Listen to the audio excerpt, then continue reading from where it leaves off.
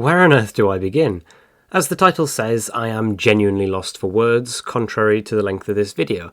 I don't know whether I enjoyed it or I greatly disliked it. How about we begin with the plot itself, which I think was fine, even if it did leave a lot to be desired. I think where it missed was very clearly with Omegarrr, and I knew in the back of my mind that Russell would never be able to do him justice. He failed to do so with Sutek, and he basically did the exact same thing here. He essentially went, "Oh, we have a being of let's say regular human height. How about we turn him into a big CGI monster instead?" Yeah, I wasn't really a fan of Omegarr's design. I wasn't a fan of what he did to his character, but I do understand why he did it, and for that reason I'm kind of okay with it. Omegarrr being someone who has sat for just a little too long in the Underverse to the point of becoming what his legend portrays him as, is kind of consistent with his previous appearances. It's just a shame there's nothing about antimatter or his origins, really. In his first appearance, he was a being held together by pure will. In his second, he was more of the same, just trying to become real again. So now him being the personification of his legend made into a creature of evil is consistent. You can't really deny that. His end of being sent back into hell, as the Doctor termed it, is quite poetic, considering that's exactly what the Doctor did to Rassilon as well. It's nice to see the parallels there, and sort of harkening back to Russell's previous finales. Him eating the Rani, I think, is also quite a poetic end. Her experiment is what got her killed in the end, and luckily we still have Mrs. Flood, who could return someday. Speaking of the Rani, I think her plan itself actually did make sense in the end, and there was a mention of a genetic bomb or something being set off by the Master, which I'm sure is a retcon, and one that just didn't need to happen. You didn't need the Rani to have changed her DNA to survive because you wrote that plot point in yourself, Russell. Oh, yeah, the Rani's plan. I do think that it did actually make sense. It makes sense that she sees the Time Lords as the superior race in the universe and wants them to return in her image, as they never did really accept her for her. All of that does work, and it all makes complete sense. It's just a shame she feels a bit wasted in the end, and all of Mrs. Flood's plans culminated in a rather mediocre end, even if poetic. At least we still have Mrs. Flood, I guess. The rest of the plot, as I said, was fine. When Anita appeared through the door to save the Doctor, I thought that was bang on perfect, but did we really need 4 flashbacks to remind the audience of who she is? It's the same thing as what happened with Poppy in the last episode. Utterly ludicrous, though at least it wasn't like how there all the flashbacks were from the same bloody episode. The scenes of her going back to A Good Man Goes to War and Day of the Daleks of all stories I thought looked like a BBC ident and didn't really fit with the rest of the story, though I did very much like her inclusion. I think for the rest of it, it's easier to say what I wasn't so keen on as opposed to what I loved.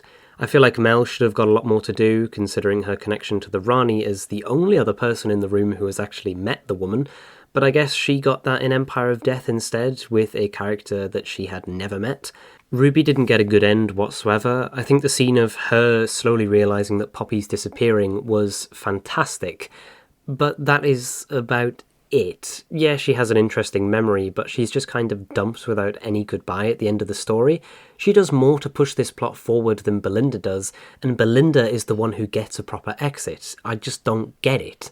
Conrad, I actually thought, got a good ending. He gets to live a happy life without any hatred in his heart, and while he doesn't really deserve it, it does mean that one less evil person is in the world.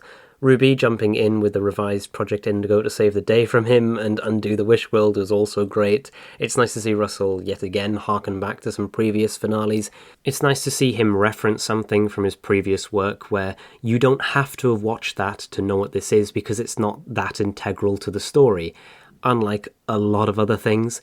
The TARDIS doors blowing up never got an explanation to what went on there, and it was the same thing with Rogue and Susan. Susan didn't even get a single mention, but the bloody boss did of all things. It's another thing that I am absolutely dumbfounded by. Unit were pretty cool in the end. It was nice to see the tower's defences going off, fighting against the Bone Beasts, which were very cool, even if they didn't really mean much in the end. Though I did really cringe at Kate saying, "Sometimes I feel like we're all your children." Oh, it was just, ugh. Captain Poppy is the biggest thing I just did not care about whatsoever. There was no real setup to it, and I never felt like I should actually care about her.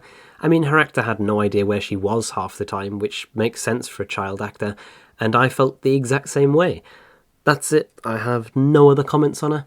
And finally, that ending. I enjoyed everything up until that ending, where it all just felt so wrong. Surprisingly, Jodie Whittaker is back, and I loved seeing her, but there was just absolutely no need to bring her back. It just makes me sad that she couldn't have a full episode with Ncuti, because they are the perfect duo, but she really served no purpose here, even if she was amazing as always. Belinda feels utterly wasted for me. I have no issue with her timeline being rewritten so she was getting home to her kid, and I'm especially glad Poppy isn't the Doctor's daughter, as I was worrying about during the episode.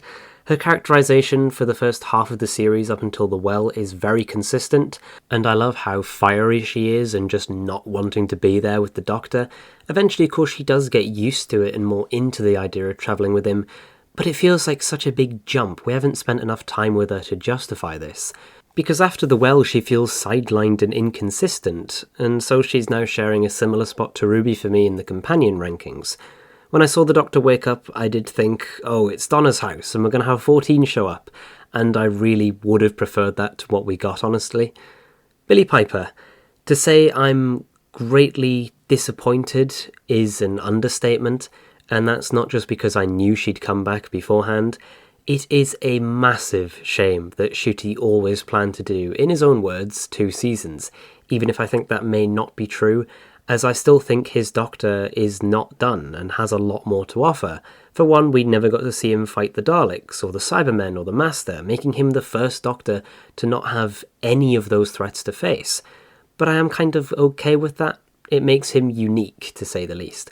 The least I can say is I think he himself got a good ending. Sacrificing his life for another is perfectly in character, and a dignified end, and the regeneration effects were beautiful. I don't really know why people were saying that they looked rushed, but Billie Piper, man, you've got thousands of actors in the UK you can give a chance to be the Doctor, Russell, and you keep going back to the same bloody people. Give someone new a chance, please. It was fine with Tennant, because that was very clearly temporary. 3 anniversary specials, and that's it. But why bring back Billie Piper? Is it because since he pushed regeneration energy into the heart of the TARDIS, it decided to awaken Bad Wolf? I've got no idea, and I don't think Russell does either. He is literally making it up as he goes along now. This was so clearly tacked on and not part of the original script. But yeah, the reality war. After putting my thoughts down into words, I am still overall positive on the episode, but I think it has gone down in the rankings for me in terms of this whole series. This is one of the greatest series of Doctor Who to be released, and I will stand by that in terms of its individual quality per story. In terms of its overarching story, it just doesn't hold the same water. As a cinema experience, it was nice to see people's reactions to these characters returning. There was a genuine joy there from a lot of people in my screening. It reminds me that Twitter is truly just a cesspool and not reflective of public attitudes whatsoever, and the world is so much better for it. Though I do wish people wouldn't cheer for the tiniest of things. Jodie and Billie, I totally get it. Fair play to you, cheer as much as you want. But a Phasmin mention and seeing Omegarrr, keep your excitement contained, please. I'm just trying to watch this. The war between the land and the sea, I almost completely forgot about it.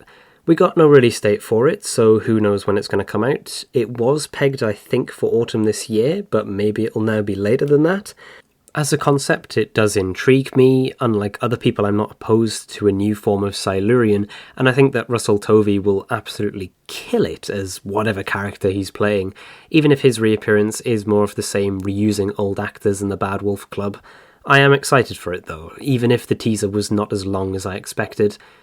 But now that Ncuti Gatwa has been wrapped, I can make continuations for my New Beginnings series, so expect sometime in the future there'll be videos on the 60th anniversary specials, all 3 of them I expect, then the Church on Ruby Road, Wish World, and the Reality War. I'll be making 2 History of videos next week on Omegarrr and the Rani, which will both be very long, and now the summer is coming up, you can expect way more videos on various different topics. We're talking New Beginnings, episode reviews, The War in Heaven, maybe I'll bring back shorts and do more on Big Finish. Who knows? Doctor Who is our oyster and it will be explored. I've been Dre, this was Series 15, not Series 2 of Doctor Who. I hope you've enjoyed, and peace.